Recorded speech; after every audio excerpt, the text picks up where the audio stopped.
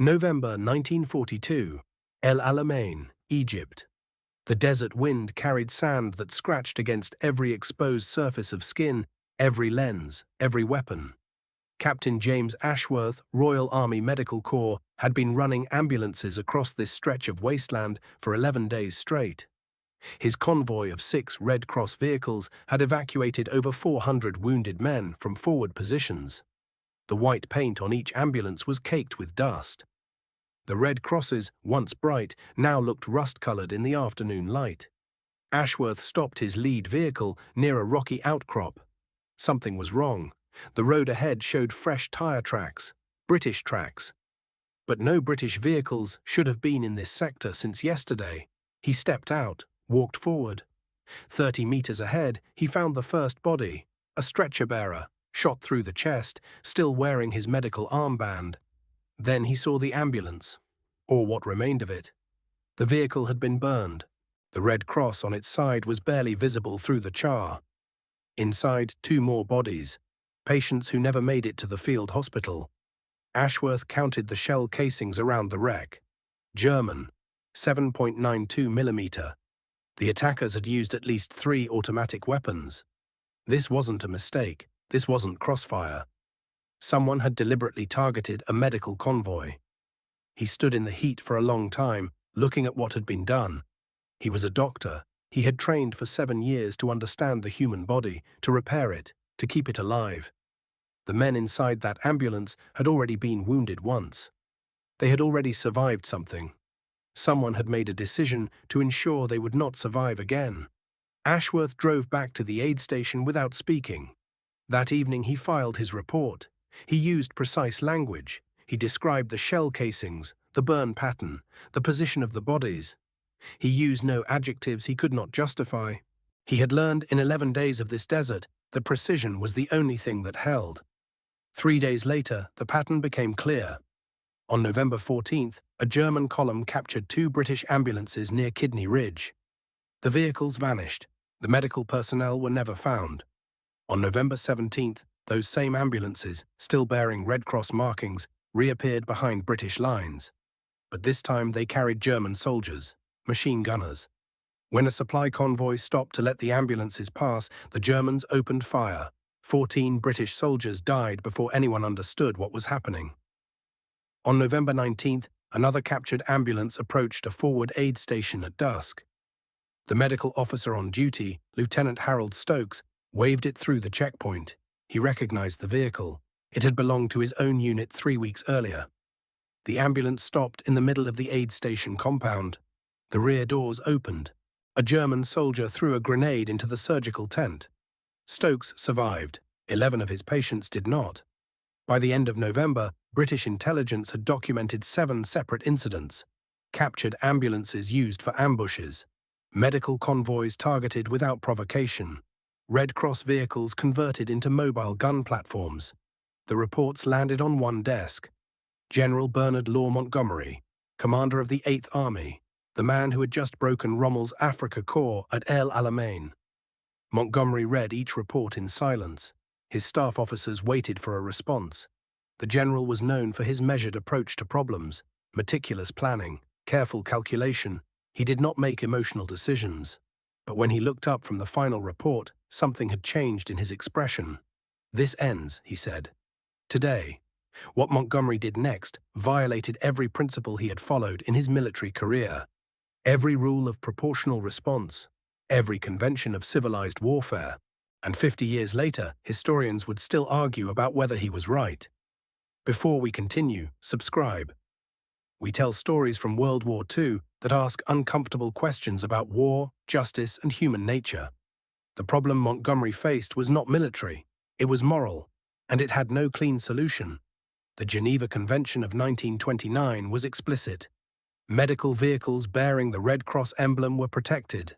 They could not be targeted. They could not be captured and converted for combat use. Any belligerent who violated these rules committed a war crime. Germany had signed the convention. So had Britain. So had every major power fighting in North Africa. But the convention said nothing about what to do when the enemy used your own ambulances to kill your own men. Montgomery summoned his senior staff on November 23, 1942. The meeting lasted 4 hours. No official minutes survived. But Captain William Stafford, a staff officer who attended, recorded the key exchange in his private diary. The general asked a simple question. He said, "If we do nothing, how many more of our medical personnel will die?" No one had an answer. Then he asked, "If we retaliate, how many enemy prisoners will we need to shoot before they stop?" Still no answer. Then he said, "Find me the answer to the second question, because I intend to ask it." Montgomery's legal advisor, Colonel Arthur Vane, warned him that any retaliation against prisoners would constitute a war crime under international law. Montgomery listened. Then he asked Vane a question that the colonel could not answer. "When they shoot our stretcher-bearers," Montgomery said, "who prosecutes them?" The colonel had no response. "When they burn our wounded alive in captured ambulances," Montgomery continued, "who holds them accountable?" Silence. "Then we will hold them accountable ourselves." On November 25, 1942, Montgomery issued an order that was never published in official military histories. The order was transmitted verbally to unit commanders across the 8th Army. No written copies were made, no signatures were required. The order was simple. For every British medical vehicle attacked or captured, 5 German prisoners would be selected and shot. Not immediately, not randomly. The process would be deliberate. A tribunal would convene.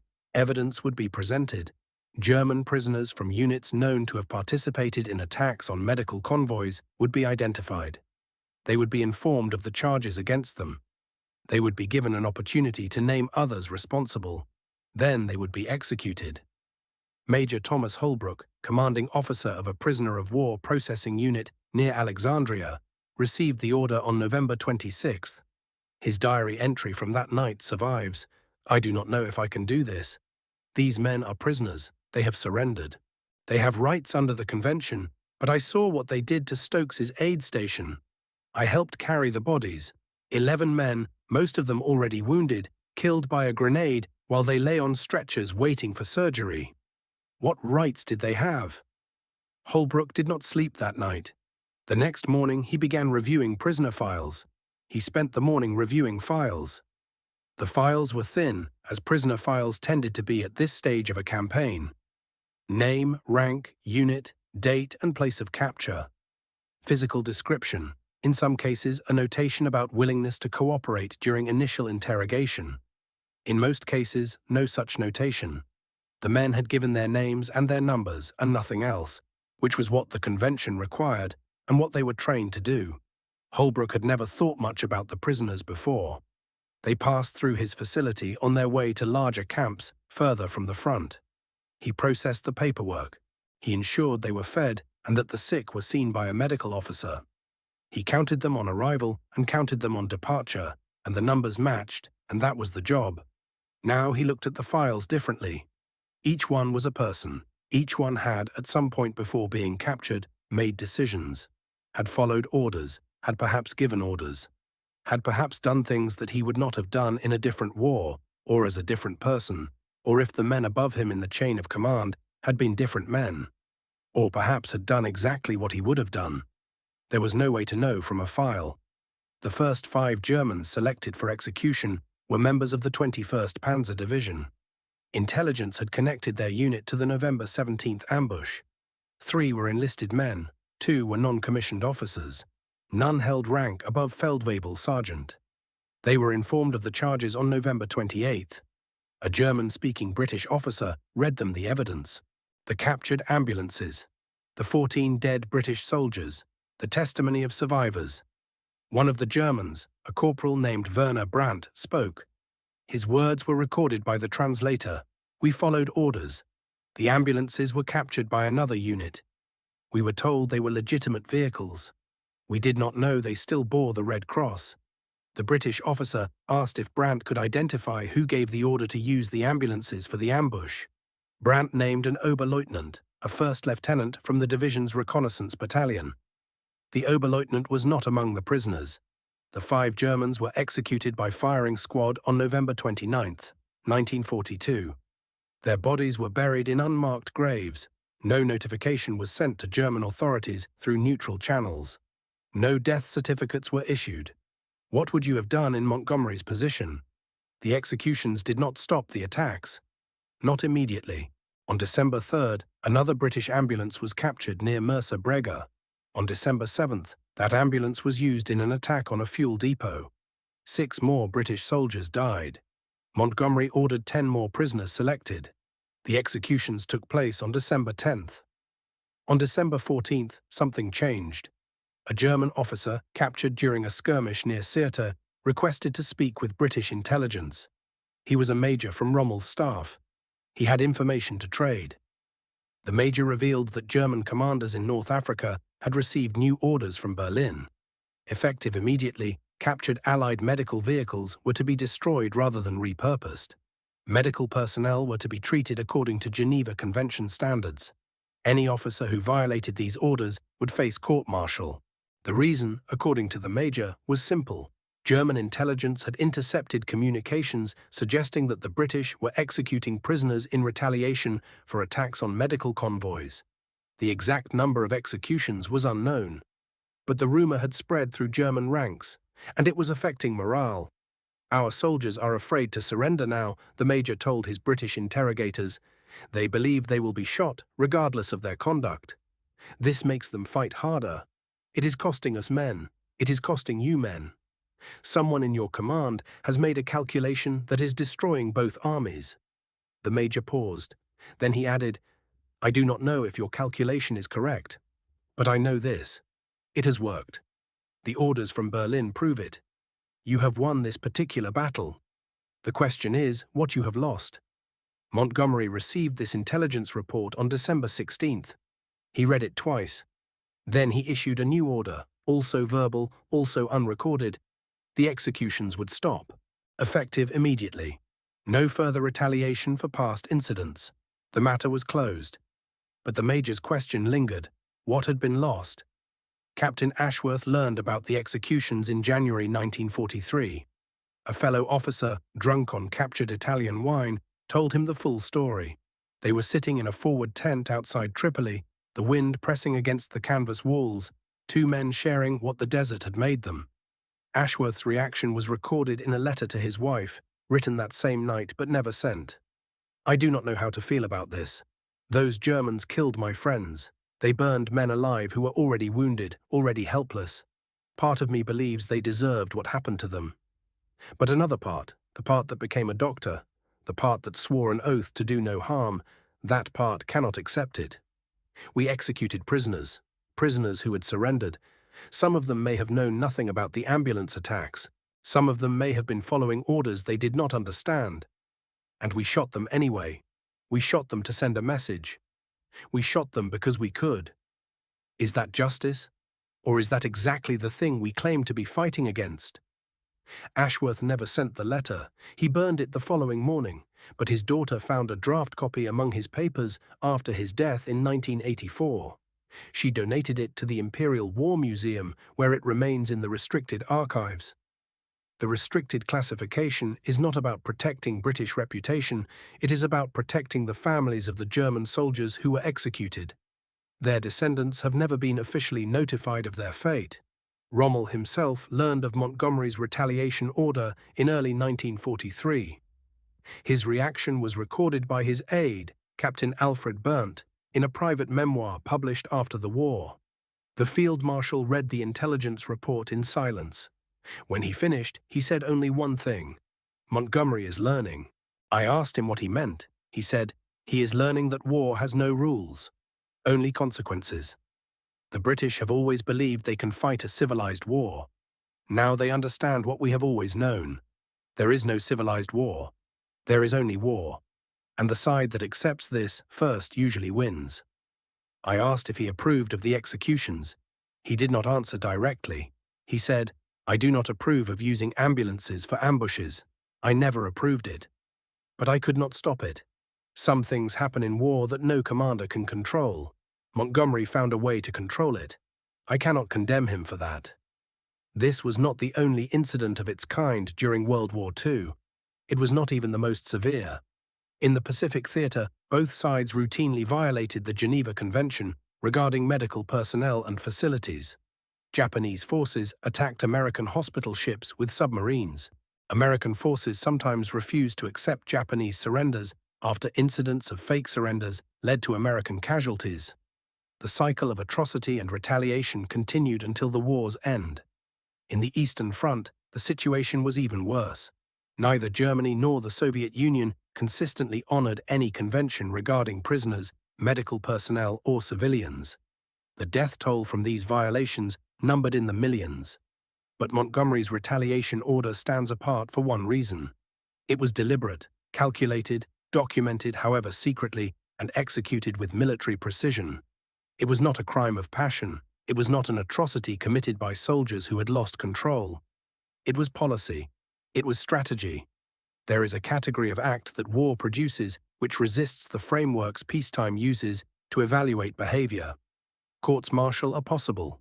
War crimes tribunals are possible. Historians can compile evidence and render judgments, but all of these operate after the fact, in conditions where the immediate necessity has passed, where the men who gave the orders are no longer in the desert, but in courtrooms or lecture halls or armchairs, where it is possible to apply standards that were simply not operative at the time. Montgomery's order was given in November 1942, when the ambulance ambushes were ongoing, when the men dying were dying now, when the question of what to do could not be deferred to a later date, when conditions might be more amenable to deliberation. He made a decision with the information available to him, within the conditions that existed. Whether that decision was right is a question that depends entirely on which framework you apply. Apply peacetime law, and it was a war crime. Apply military necessity, and it was a command decision within the scope of a general's authority. Apply simple arithmetic, and it was effective. Apply the oath that Ashworth had taken as a doctor, and it was something else entirely, something for which arithmetic is the wrong tool. And it worked. After December 1942, there were no further documented incidents of German forces in North Africa using captured British ambulances for combat purposes. The attacks on medical convoys stopped. British stretcher-bearers could do their work without fearing that every approaching vehicle might be a trap. Montgomery never spoke publicly about the retaliation order. His memoirs, published in 1958, make no mention of it. His official biographers either did not know about it or chose not to include it. But in 1970, a British journalist named Peter Langford obtained access to classified documents from the North African campaign. Among them was a brief reference to prisoner processing operations conducted in November and December 1942. The numbers did not match official prisoner of war figures. 15 men were listed as processed who did not appear in any subsequent records. Langford requested an interview with Montgomery, who was then 82 years old and living in Hampshire. Montgomery agreed to meet. The interview lasted 45 minutes. Most of it covered conventional topics. El Alamein, the Sicily campaign, D-Day. But at the end, Langford asked about the discrepancy in prisoner numbers. Montgomery's response was recorded on tape. The tape was sealed by the Ministry of Defense and remains classified until 2045. But Langford, before his death in 2003, provided a written account of Montgomery's answer. The general did not deny it. He did not confirm it either. He said, "In war, a commander must protect his men. Sometimes protection requires action that cannot be discussed in peacetime. I made decisions in North Africa that I would not make today. But I made them with full knowledge of the consequences. I accepted responsibility then. I accept it now." I asked him if he regretted any of those decisions. He was silent for a long time. Then he said, "I regret that they were necessary. I do not regret making them." There was, however, another dimension to the story that Langford never published.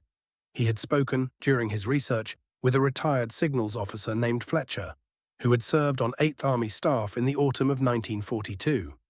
Fletcher was old by then and careful with his words. He said that Montgomery's verbal order had not been implemented directly through normal command channels. There had been, Fletcher suggested, at least one individual whose purpose was specifically to ensure that the order was carried out in a way that left no traceable record. Fletcher did not know this man's name. He had never met him. He had only seen a reference in a document that crossed his desk once in November 1942 and was immediately recalled.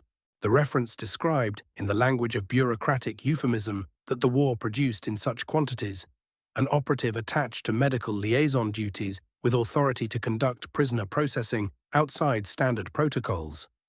Fletcher had puzzled over the phrase for 40 years.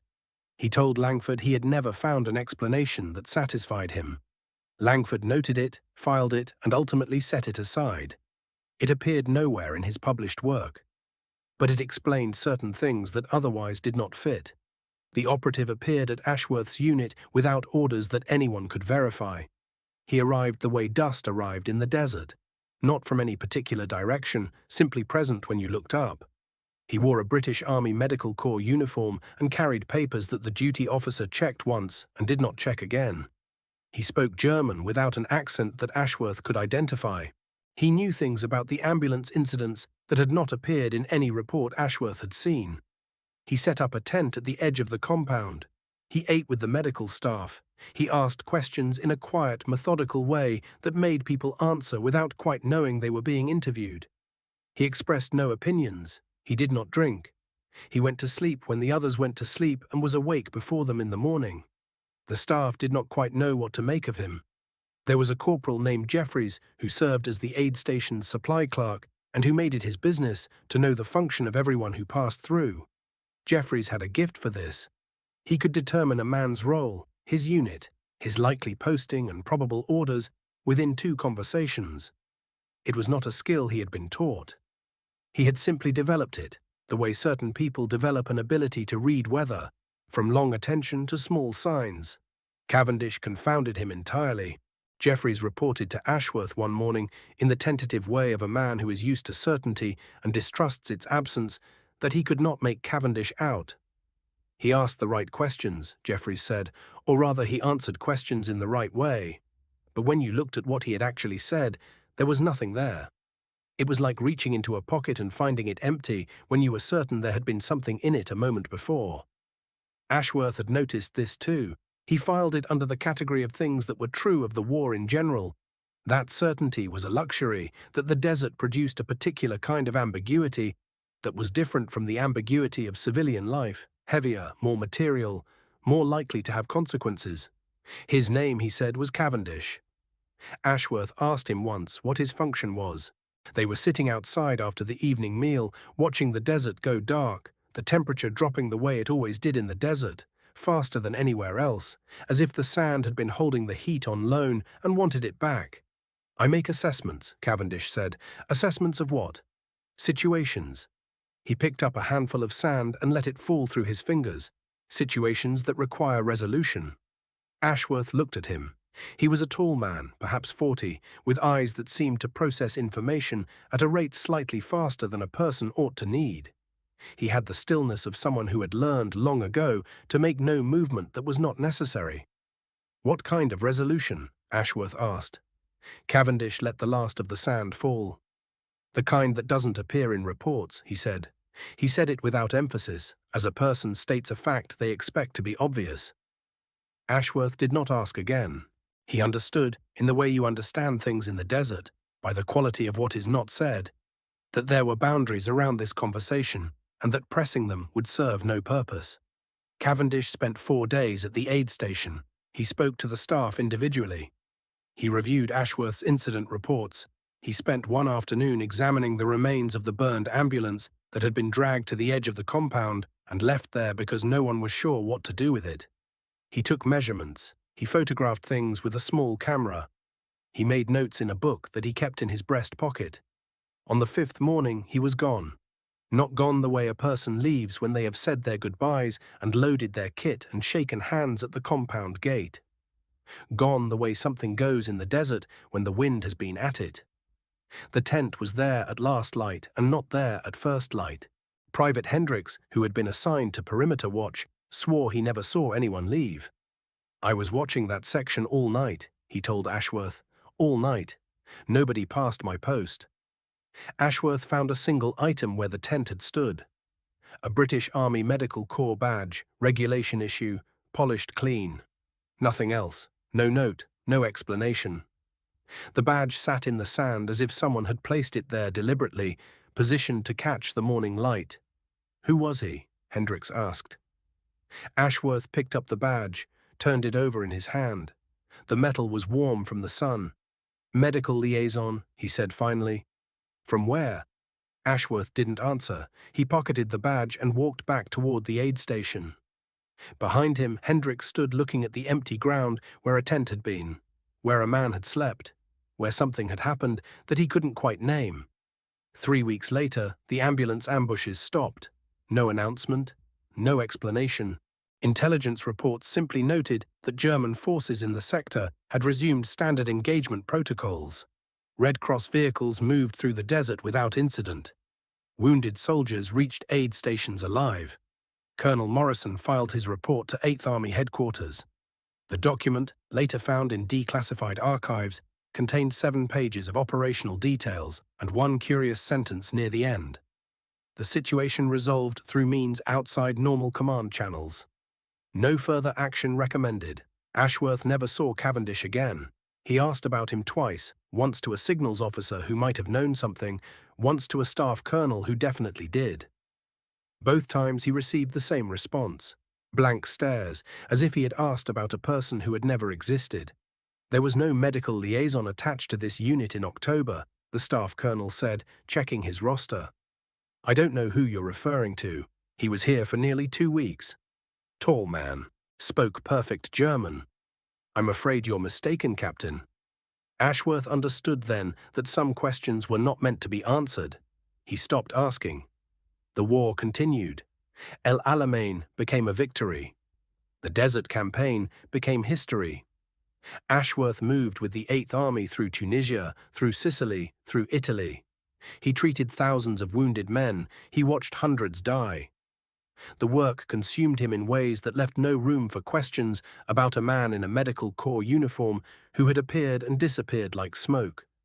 But sometimes, in the quiet hours before dawn, when the particular exhaustion of a long surgery had left him hollowed out and unable to sleep, he found himself thinking about those 11 days, about the burned wrecks of ambulances, about the bodies arranged in rows, about the phrase "suitable measures" and what it meant when spoken by men who did not blink. He tried to explain it once, to a fellow medical officer during a long night in a Sicilian field hospital. They had been drinking captured Italian wine, and the conversation had turned to strange things they had witnessed. "There was a man in Tunisia," Ashworth began, "attached to our unit. Or not attached, I'm not sure which." "What about him?" Ashworth opened his mouth to continue, found that the words would not come. How do you describe someone whose very existence was uncertain? How do you explain actions that seemed both necessary and monstrous? How do you convey the feeling of standing in a desert at night, listening to a stranger describe unspeakable things in a calm voice, a voice that made the unspeakable seem merely technical? "Nothing," Ashworth said. "Forget I mentioned it. You all right?" "Fine, just tired." The other officer nodded and poured more wine. The moment passed. Ashworth never tried to explain again. Not during the war. The war ended. Ashworth went home to England in the autumn of 1945. He returned to civilian medicine, opened a practice in Dorset, married a woman named Eleanor, who had been a nurse at a hospital in Southampton. They had 2 children. They lived in a house with a garden. The life he built looked nothing like the desert. His wife asked him once about his time in North Africa. They were sitting in the garden on a summer evening, their children asleep inside, and she had been reading a newspaper article about Montgomery's memoirs. "What was it like?" she asked. "The desert." Ashworth thought about her question for a long time. He thought about sand that stretched to the horizon, about ambulances burning in the night, about a man named Cavendish who could make things happen without leaving traces. "Hot," he said finally. "That's all?" "Just hot. Very hot, and very quiet mostly. Until it wasn't." Eleanor waited for more. Ashworth sipped his tea and watched the evening light fade across the garden. The roses Eleanor had planted were blooming. A bird sang somewhere in the hedge. The world was green and peaceful, and nothing like the desert. "There are things I can't explain," he said at last. "Not because they're secret, because I don't have the words. I saw things happen that I still don't understand." Decisions were made that I couldn't evaluate then and can't evaluate now. Men did their jobs, and men died, and somehow we won, and here I am drinking tea with you. What would you have done? If you had seen what Ashworth saw, if you had watched necessary things happen and wondered whether they were right. You don't have to explain, Eleanor said. You're home now. Yes, Ashworth agreed. I'm home. But he wasn't entirely. Part of him remained in the desert, standing next to a man in a medical corps uniform, watching the sun rise over a burned ambulance. Part of him would always be there. In 1962, Ashworth received a letter. No return address. No signature. The envelope contained a single photograph. A desert landscape, featureless except for a small stone marker barely visible in the foreground. On the back of the photograph, someone had written a date. The date of the first ambulance ambush, and 3 words. They are remembered. Ashworth studied the photograph for a long time. He recognized nothing in the image. The desert looked like any desert. The stone marker could have been anywhere, but he knew, with a certainty he could not explain, that he was looking at the place where 13 men had died in an ambulance painted with red crosses. He held the photograph in both hands. The paper was thin. The image was slightly underexposed, the way desert photographs often were when the light was too flat and the sand too pale to give the camera anything to work with. Someone had taken this picture deliberately, had stood in the desert and pointed a camera at a stone in the sand and pressed the shutter. Someone had developed the film and made the print and put it in an envelope and addressed it and posted it. All of those acts had taken time and intention and a knowledge of where Ashworth was that he had not shared with anyone who might have passed it on. He thought about Cavendish, the careful hands, the stillness, the voice that treated the most extreme statements as though they were matters of routine. He thought about the badge left in the sand, positioned to catch the light. He never learned who sent the photograph. He never tried to find out. He kept it in a drawer in his study, underneath papers and books, where Eleanor would never accidentally discover it. Sometimes, late at night, he would take it out and look at it. He would think about the men whose bodies had been arranged in rows, whose deaths had triggered something that could not be described in official reports.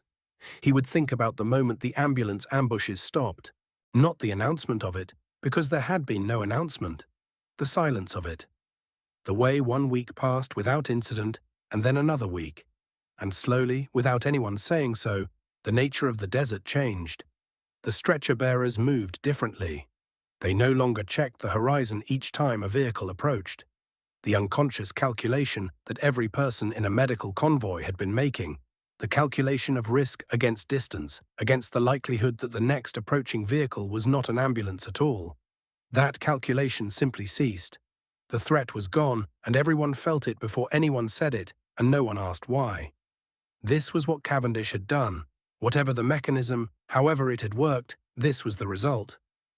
A silence where there had been fear. Ashworth tried many times to decide what he thought about that. He was a doctor.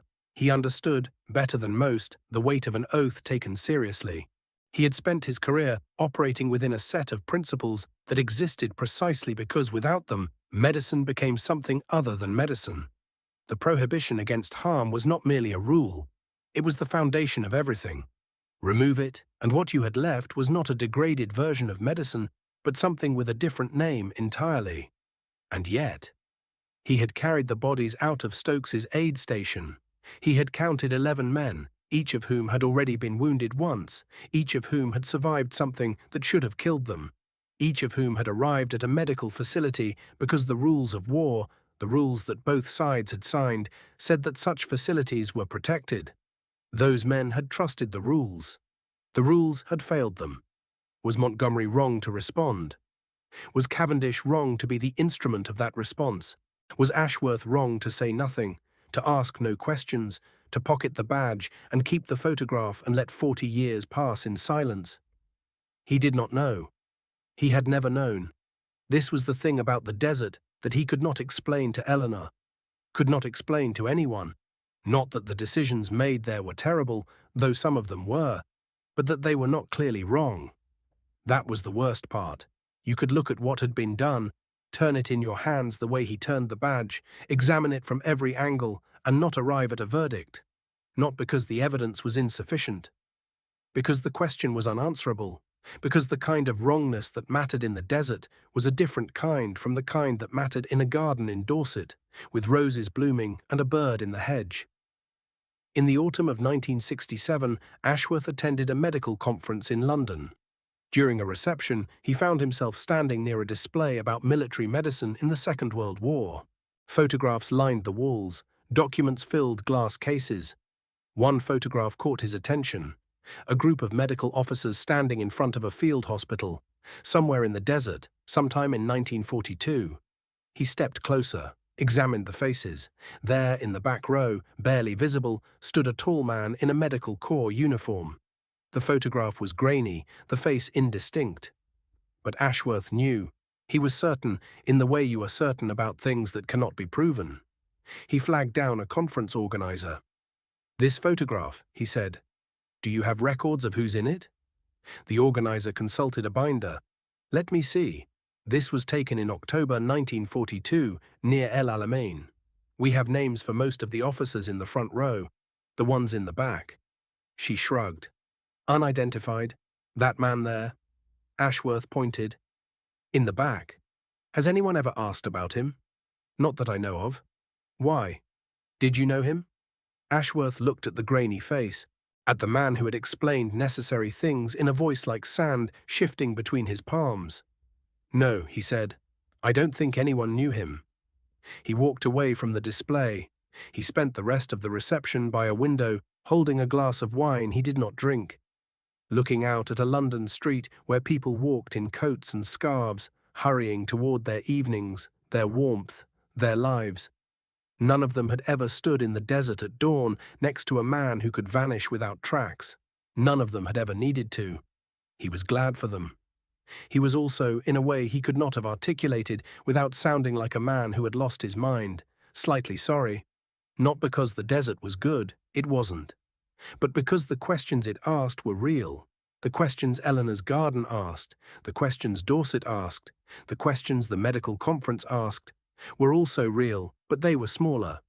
They fit inside a life. The desert's questions did not fit. They were too large.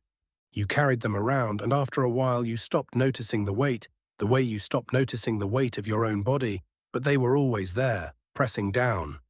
He had once tried to explain this to a colleague, a man named Fredericks, who had served as a regimental medical officer in Italy, and who seemed, in his manner and his conversation, to have come through the war more or less intact. They had been at a dinner, years after, and something had been said about the conventions that govern the treatment of prisoners, and Ashworth had felt, briefly, the familiar pressure of all the things he could not say. "The conventions are only as good as the willingness to enforce them," he had said carefully. Fredericks had agreed, in the general way that people agree with statements that seem obviously true and require no elaboration.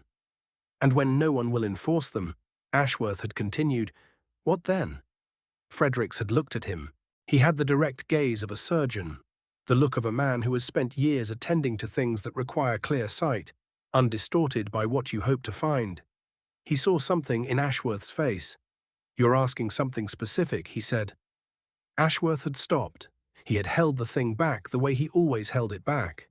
He had smiled and said something general about military law and the difficulty of accountability in wartime, and Fredericks had let him change the subject because Fredericks was a doctor and understood when a patient was not ready. But there had been a moment, in the space between Ashworth's specific question and his general answer, when Fredericks had looked at him with something that might have been recognition. As if he too had stood somewhere, at some point, looking at something that didn't fit, that couldn't be explained in the language available, that required a silence which was not the silence of not knowing, but the silence of knowing too specifically. Ashworth had never mentioned it again. He had filed the moment away with the other moments, the letter, the badge, the photograph, the grainy face in the back row of a photograph taken in October 1942 near El Alamein, the stone marker in the desert that he had never seen in person, but knew as certainly as he knew the layout of his own house. There is a kind of knowledge that has no outlet, that cannot be shared without being damaged in the sharing, that exists only in its original form, held by the original person, And when that person dies, it ceases to exist entirely. Ashworth understood, by the time he was old, that this was what he carried. Not a secret in the sense of information that could be extracted and documented and placed in an archive. Something more personal and less recoverable than that.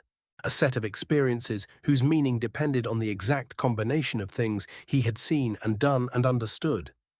A combination that could never be exactly reproduced in another person's mind. The archive could hold the letter and the badge and the photograph. The archive could not hold what it had felt like to stand in the desert at dawn after 11 days of carrying the wounded through a landscape that wanted to kill everything, and understand that something was happening around you that you could not name and were not meant to name, and that would, in some form, continue to happen until you died. This is what war does. Not to all men, and not in the same way. But to some men, in the desert, in certain 11-day stretches that last the rest of their lives, it poses a question that has no answer, and no expiration, and no relief. It simply persists, the way sand persists, getting into everything, impossible to fully remove. Captain James Ashworth died in 1984, at the age of 71. His obituary mentioned his service in North Africa, his decades of civilian medical practice, his wife and children and grandchildren. It did not mention ambulances or operatives or decisions made in the desert night. Among his effects, his family found a British Army Medical Corps badge, polished and old, stored in a small wooden box. They also found a photograph of a desert landscape with a date written on the back and 3 words. They kept both items, though they never learned their significance. His daughter, going through his papers, also found the unsent letter from January 1943. She read it twice. She sat with it for a long time in his study, the afternoon light coming through the window the way it must have come through on all the afternoons he had sat there, thinking about something she had never been allowed to ask about. She had known growing up that there was a part of her father that was not accessible, not cold, not distant in any way that damaged them, not absent, simply sealed. There were rooms in him, her mother had once said, that we don't go into. Her daughter had accepted this, the way children accept the inexplicable habits of parents, as simply the given shape of things. It was only now, reading the letter, that she understood what the sealed rooms contained. She thought about asking her mother. Eleanor was still alive then, in her late 70s, in a care home in Dorset, sharp-minded, good-humoured, possessed of a quality of settled acceptance that her daughter had always admired without quite understanding its source. But she did not ask. Eleanor had lived beside those sealed rooms for 38 years. She had made her arrangements. To open them now, in this particular way, with a letter that described executions and oaths and questions that had no answers, seemed wrong. Some things are left to time, and time had done its work. She folded the letter carefully and put it with the badge and the photograph and drove to London and donated all 3 to the Imperial War Museum, where they went into the restricted archives where they remain. The ambulance ambushes had stopped. That much was certain. The manner of their stopping remained uncertain. Filed away in reports that used phrases like suitable measures and resolved through appropriate channels. The men who had conducted those measures left no memoirs, gave no interviews, appeared in no histories. They were ghosts who did necessary work, and when the work was done, they vanished. What do you do with that? With the knowledge that the thing which protected you, which stopped the killing of your people, was itself a form of killing. That the mechanism of your safety was something you could not defend in any public forum, could not describe to your family, could not reconcile with the principles you had sworn to uphold. There is no clean answer. There is only the badge in the drawer and the photograph under the books and the years accumulating on top of both. And eventually the garden in the evening, and the tea going cold, and the bird in the hedge, and Eleanor's hand on your shoulder. Ashworth understood this in the end. Understood that some things cannot be explained because they exist in a space between what is official and what is real, between what can be discussed and what must remain silent. He had spent 40 years trying to find words for 11 days in the desert. He never found them. Eleanor found him one afternoon in the last year of his life, sitting in his study, holding the old Medical Corps badge. He was looking at nothing, or at something she could not see. The garden outside was green with late summer. A bird sang in the hedge. "James," she said, "what are you thinking about?" He turned the badge over in his hand. The metal caught the light. "The heat," he said. "I'm thinking about the heat."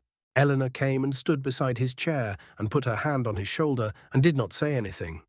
She had learned over 38 years that there were rooms in him she could not enter.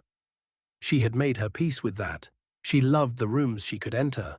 She did not grieve for the others. She understood, with the understanding of someone who has spent a long time paying close attention to another person, that the sealed rooms were not a withholding. They were a protection. He had sealed them not to keep her out, but to keep something else in, something that had no business in their garden, in their life, in the evenings they had built together out of ordinary things. She was grateful for that. She had told him so once, obliquely. He had looked at her for a long moment and then looked away, and she had known that she had understood correctly. He sat holding the badge until the light changed, and the birds stopped singing, and the garden went quiet with evening. Then he put the badge back in its box and closed the lid and set it on the desk. He reached up and took Eleanor's hand. "The heat," he said again, and then he was quiet. If you want more stories from World War II that offer no simple answers, subscribe.